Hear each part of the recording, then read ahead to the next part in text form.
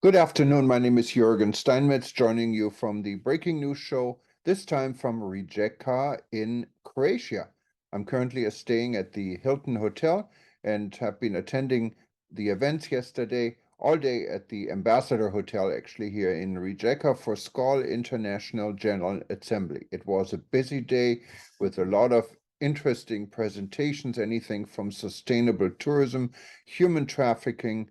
Also, my own presentation about tourism marketing was part of it, and it all ended after a ceremony of several SKAL clubs twinning and coming together. One was Taiwan with the club in Cusco in Peru, and it was a lot of fun, and it all ended last night with the party. So we have some video clips and some pictures for you.